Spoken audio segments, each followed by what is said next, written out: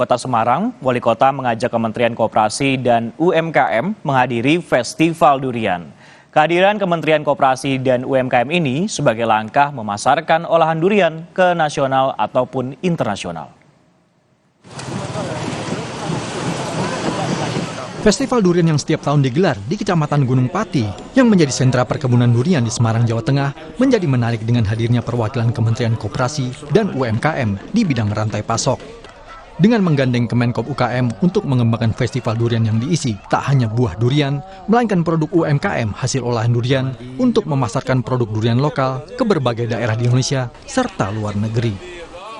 Sehingga ini menjadi satu angin segar juga bahwa kita festival durian ini tidak hanya di standar lokal saja Semarang, tetapi nantinya bisa terdistribusi mata rantainya ini dengan daerah-daerah lain. Tadi kami juga sudah meminta untuk kepada Pak Boni untuk mungkin nanti bisa membuat semacam roadmap ya Mas, agar durian ini bisa tidak hanya terbatas pemasaran lokal saja. Pertama, yang kedua mungkin nantinya ada pelatihan-pelatihan agar bisa menjadikan durian ini makanan-makanan olahan.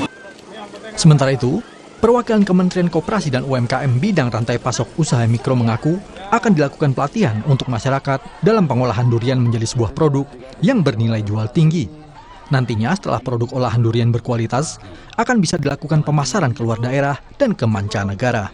Jadi bagaimana peningkatan dari SDM sendiri, peningkatan dari produknya sendiri, lalu kami mitrakan. Kemitraan ini bisa ke usaha besar ataupun ke jaringan pemasaran lainnya, seperti itu. Kami nanti bisa fokus di tiga item yang tadi. Kita bagaimana dari hulu sampai hilirnya, nanti produk-produk durian ini setelah berkualitas, nanti kita pemasaran juga bisa nasional, bahkan ada beberapa produk durian kan yang sudah impor ke kita nih. Nah, kita balik sekarang bagaimana kita caranya supaya bisa mengekspor produk durian lokal kita khususnya ke mancanegara juga. Itu sih harapan kami. Dua kecamatan di Kota Semarang yang menjadi sentra durian, yakni Mijen dan Gunung Pati, akan dijadikan sebagai sentra perkebunan durian.